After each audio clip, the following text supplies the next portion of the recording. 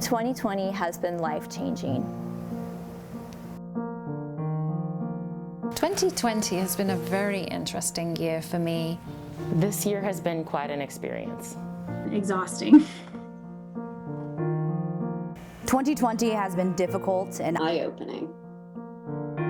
It's been an emotional roller coaster. This year's just been terrible.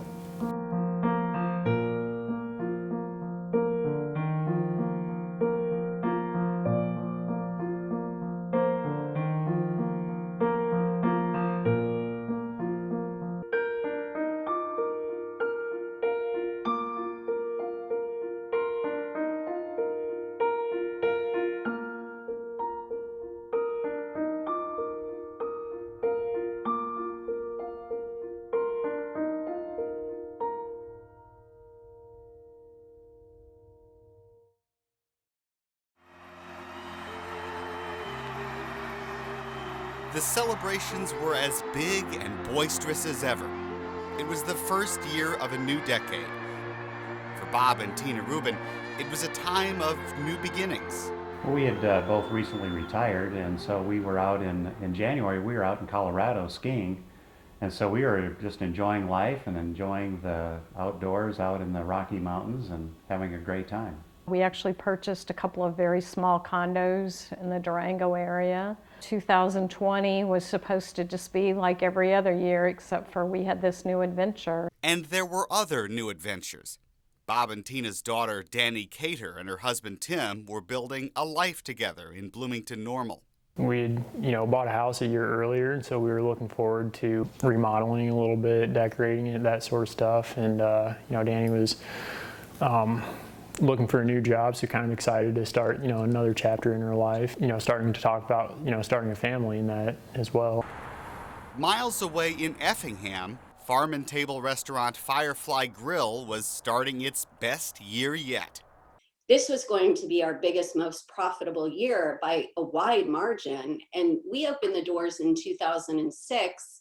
Just in the first quarter of this year, we were up over 25%, which is unheard of in the restaurant business, particularly for a restaurant as mature as ours. I guess Pritzker talked about yesterday. In Decatur, TV news director Morgan Schaub was back on the job after a new addition to her family. I had my son on January 7th, came 4 weeks early, but I had a growing family, 2 under 2. My daughter, she had just turned a year in November. And across town, Brandy Binkley was still settling into her job as administrator of the Macon County Health Department. Being the new administrator, I definitely had some goals of things we wanted to accomplish. For example, things like implementing electronic health records, and also a digital system for our environmental health division. We also were working on expanding our dental clinic. But for all those plans, Brandy was also keeping an eye on another challenge. In late 2019, she'd begun learning about a novel coronavirus reported in China. By early 2020, she and her staff were training in case the virus came to Illinois. First, we were getting more information initially from some of those CDC, worldwide NACCHO, things like that, types of phone calls and webinars just to keep ourselves abreast of what was going on. And of course, IDPH was holding webinars as far as, what we needed to be doing in order to be planning in case it did come, to the United States and to Illinois. As the new year began to age, word of that threat began to spread. Soon there were confirmed cases in the United States and in Illinois. It was actually, in February, and I had gotten the alert that there was coronavirus, that they had a patient in Chicago. And I thought, wow, that's crazy. So it was late at night, and I don't think I had a web staff person on, so I wrote the article up. I had my newborn in my arms, and I'm writing this up. And to me, it was never to the severity that it is now. Reports like that caught the attention of Chaplain Carla Thornton at St. Mary's Hospital in Decatur. When I first heard about it was mainly from the media, and unfortunately things get drawn out of proportion if you don't have a valid resource. So when we first heard about it, I just wasn't sure what was going on and just wanted to make sure to take the time to get some valid resources before moving forward. They also caught the attention of students at Oakland High School. Raise your hand if you enjoyed Robert Frost's poems. in Ms. Kyle's English class. The kids kept joking about it. A lot of joking, like, oh, don't touch me, you're gonna give me corona, and I just, stop it, you guys, this is no big deal, stop talking about this. But for public health officials, the threat of the virus was becoming a big deal indeed. I do remember as it felt heavier and heavier and more serious and, even scary in some ways as we got more and more prepared to have to deal with it here, not only as the health department, but working as one piece of our emergency operations center and listening to the hospitals prepare, listening to our EMA office prepare. As health officials began to plan and prepare, healthcare workers were taking steps too. Sally Thomas Houdin has been an intensive care nurse at St. John's Hospital in Springfield for 8 years. It was the 6th of March, and I isolated myself at home. Because I work in the intensive care unit, I knew people would end up dying through this disease, and I knew people would get sick, and I wanted to be physically fit and healthy during the pandemic so that I was able to work here at St. John's. The hospital prepared staff too with specially fitted gear. Then, one day, Sally arrived at work to find the doors locked. So we all came through the main lobby. We were all having our temperatures taken and the questions asked. As March drew on, the number of cases grew. Then, on Friday the 13th, I have determined that we will close all K-12 schools starting Tuesday, March 17th through March 30th. Back in Oakland, the news hit hard in Ms. Wright's first grade class. So on Friday the 13th, we were supposed to come back the following Monday. So I assured my students on Monday we'll meet again, we'll talk about this, and then we were supposed to go remote. Well, over the weekend we got the dreaded call that we weren't coming back. So I had a lot of upset students, parents calling saying the kids were crying, they're never going to see their teacher again. So needless to say, I had to make some house calls and meets, Google Meets and things with those students. They were just very unsure of what was going on. We came back into school on the 16th just as a staff with no students. That was a last-minute decision to get everything ready. So we went through with gloves, cleaned out their lockers, got their stuff all ready. As teachers, we started furiously making packets, copies, and so we organized everything by student with their name and all their stuff from their locker, and then all their packets and books from teachers. Governor Pritzker ordered restaurants like Firefly closed too. As soon as the governor announced the closures, I believe the deadline was Tuesday evening, we actually served the clients that were in the building and shut down immediately because, we just didn't know. And if they were saying that this was a big enough safety issue that they were going to close on Tuesday, we're like, well, we want to protect our staff and our clients and play it on the safe side. Then March 14th came word of coronavirus cases in Cumberland and Sangamon counties. We have been preparing for this situation, and it has arrived.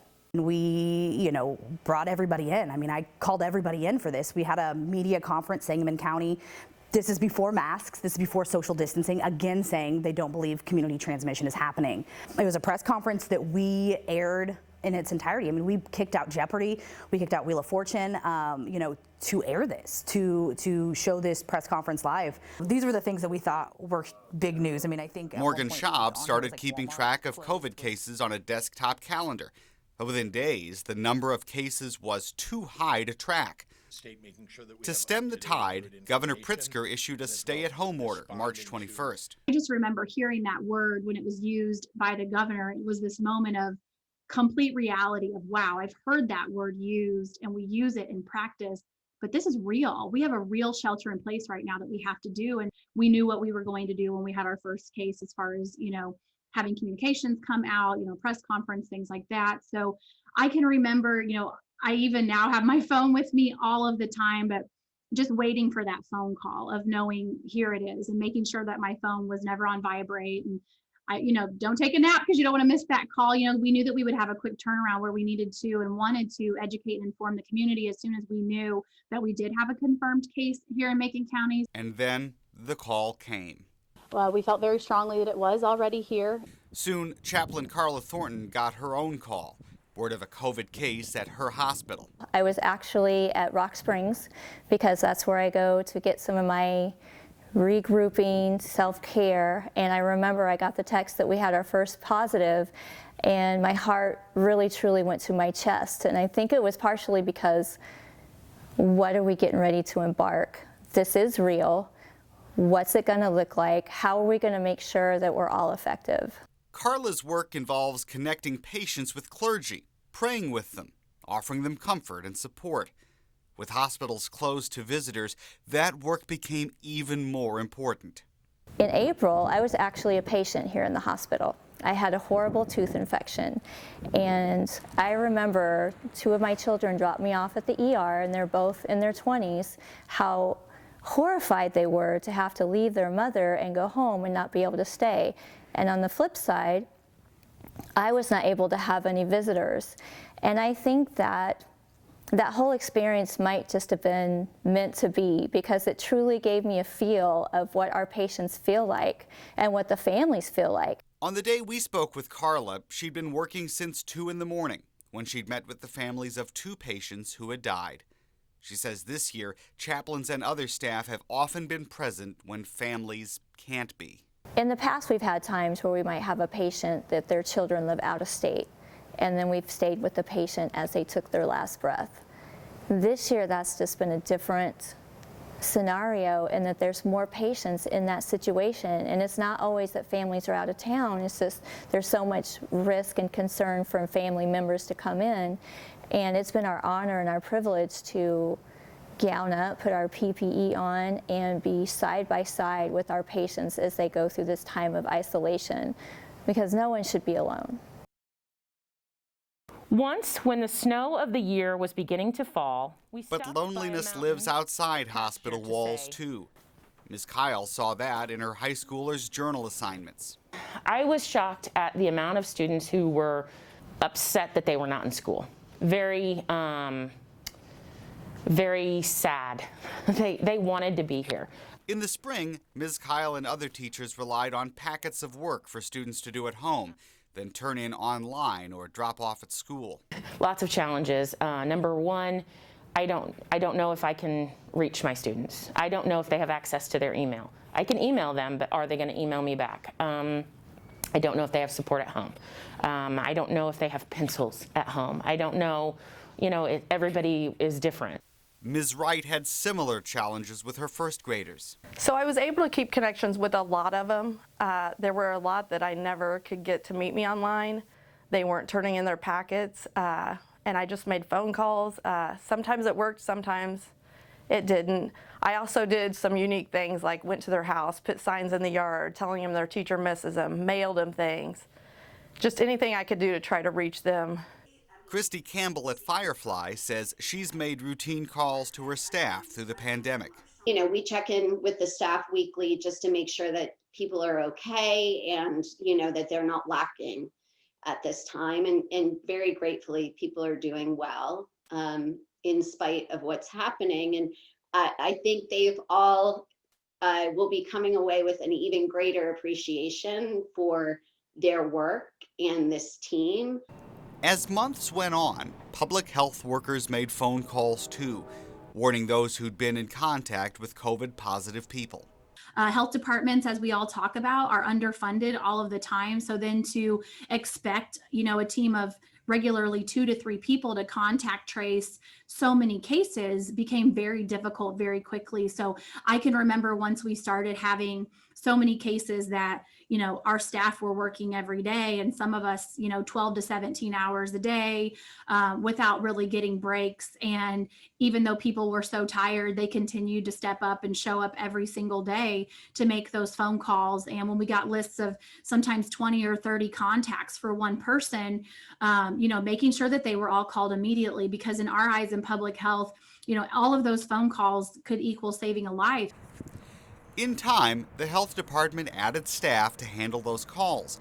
But as spring turned to summer, Brandy Binkley noticed a change. A rising tide of angry messages, social media posts, and phone calls. There went also a mentality of gratitude and appreciation for the healthcare system to some being very negative, very critical, hateful, threatening, even abusive sometimes. And I think that's very difficult. And I'm not looking personally, obviously, for a pity party. I'm not looking for credit. I don't care about that. I'm not in this work for that. But it has been very difficult on some days to see my team treated that way, because I care so much about them and I see the sacrifice that they have gone through. I see the commitment. I see the hours they put in. I see how tired they are, and how much they care and still show up. And so to see some of the negativity and the criticism and the hate from the community is very difficult. While some looked on health workers with suspicion, Carla looked at her colleagues with awe.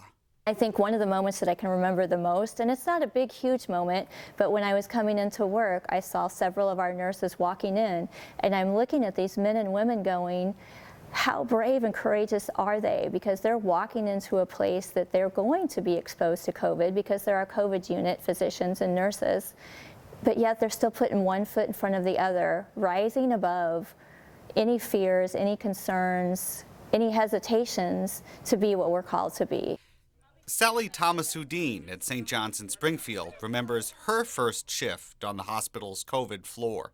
Even though we had all the gear, we had the PPE, it was nerve-wracking, it was. But it was very stressful. You know, we had patients getting sick, and you never knew how the patients were going. You know, some people it doesn't affect as much as others. So it was very hard, and still is to this day, seeing some patients who you feel, you know, should not get so ill, but it damages their lungs so much. It's so hard to ventilate them.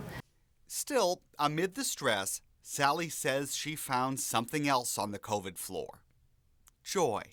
To be able to look after your patients, to see them get better, to cheer them out of the unit when they've got off the ventilator. And, you know, even, I hate to say this, but even if a patient does die, the management, again, they make exceptions and let the family come in. And so then we can have the family at the bedside, and, you know, you're able to be there with them, to pray with them, to help them during the worst time of their life. It's not like any other death, you know, it's almost out of their control, you know. By August, restaurants like Firefly Grill were allowed to reopen. We were following all the mask mandates. We were social distancing. We were running at, less than 50% capacity. Everybody spread out, and we had multiple cases that we know were in the building with no spread. So, I know a lot of people have opinions about the safety measures. In my experience, they worked. Our staff was doing amazing. The food was next level. We were very busy. And then when the second round of closures came, we frankly were concerned about our team and their ability, that they had enough to get through the winter. Christy Campbell says they tried curbside service, but quickly abandoned the effort and decided to wait through the winter. In Oakland, students returned to in-person classes with temperature checks and hand sanitizer. It was fun. It was different. Desk apart, no groups. All the desks have to face the same way. Students are wearing masks. I know a lot of parents were nervous.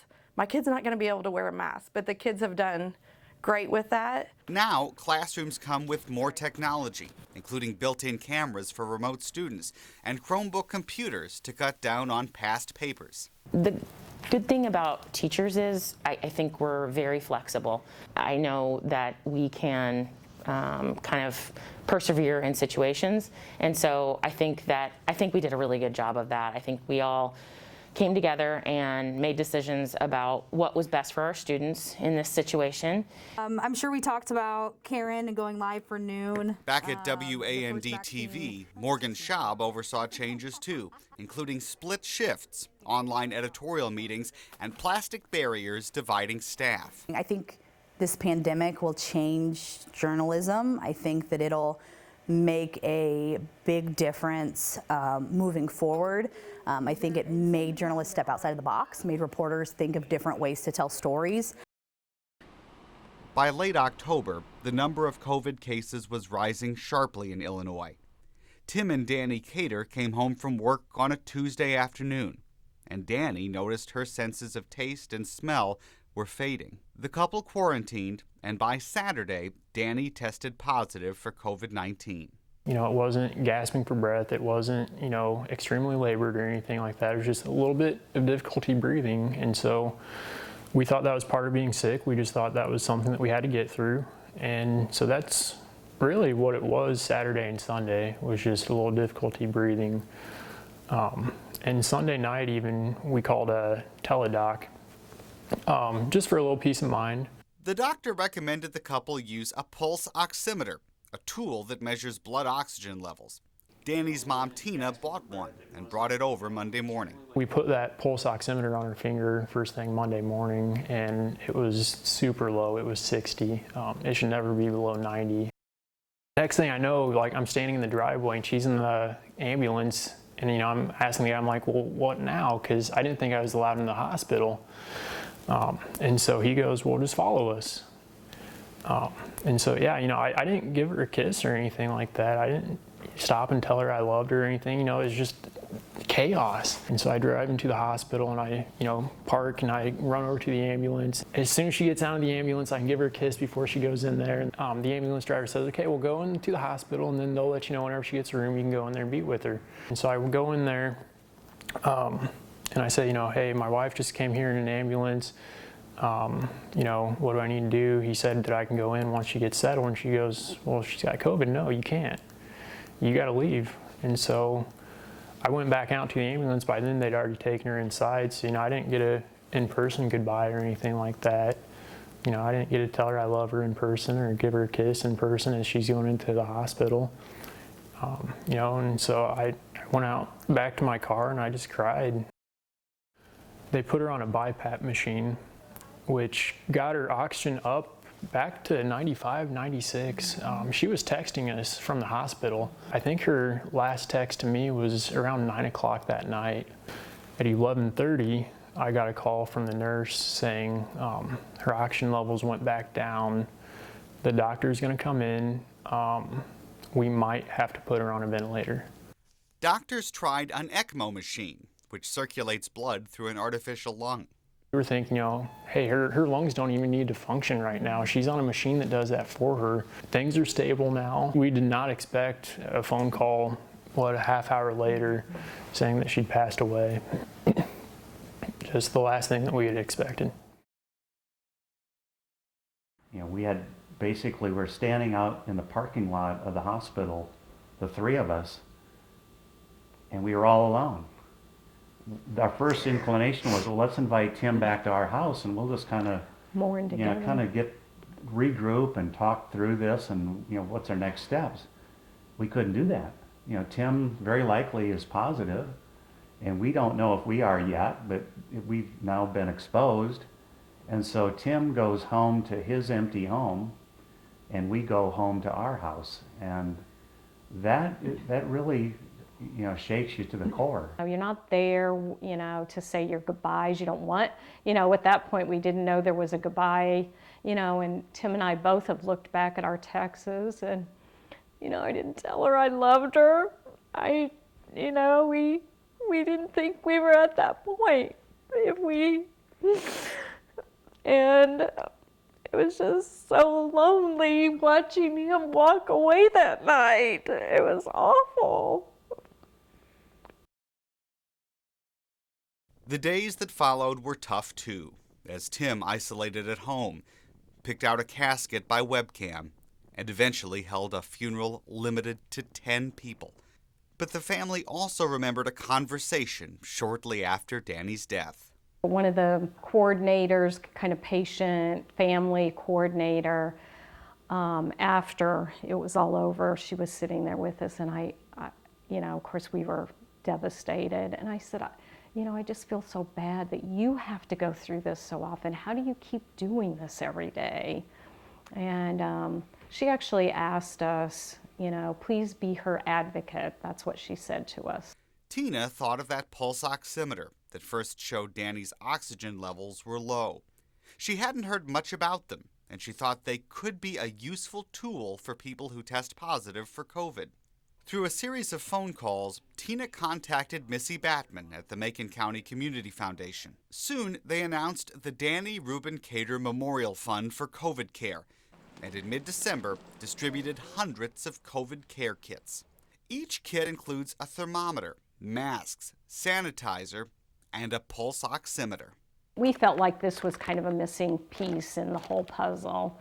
You got tested, you knew to stay home, but you didn't have any tools to really help you monitor and, like in our case, to know when you're in trouble and when you do need to seek help.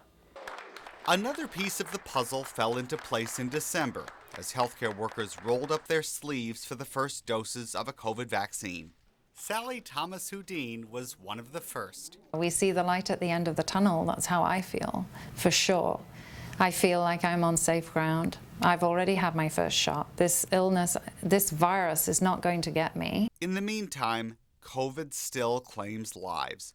Christy Campbell at Firefly lost her stepfather. His name was Greg Huff, and he had a ridiculous sense of humor. He was at every single soccer game, every dance recital, every play, and just was a cheerleader for the whole family. And we're going to miss that.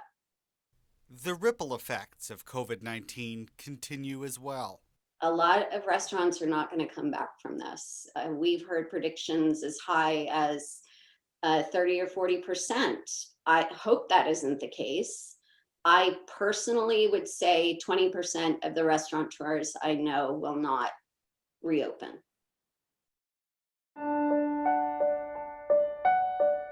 Still, perhaps not all the changes brought by the virus are bad ones. I remember the first day I was able to exercise because I actually had enough time in the day to do that for a little while. And I went for a walk. It was raining a little bit. And I remember thinking, wow, that was just like 30 minutes of straight joy that I had. And I was so grateful to even just get 30 minutes. I think for me is having a deeper sense of compassion and empathy for a different point of view. It really humbles you to want to do the best for our community. It's changed, how we communicate. It's changed how we work as a team. It made me think about why I teach, and I've always known, but kind of it gets muddled sometimes. And it's the kids. It's the interactions with kids. It's taught me how grateful I am for my health more than anything. And yet, for many, the pain of 2020 lingers. I go home every night alone. There's no one there. It's just me, and that's a hard thing to get used to. And that's not changing. That's 2021. My direct life is not going to be any different. There's just nothing to look forward to.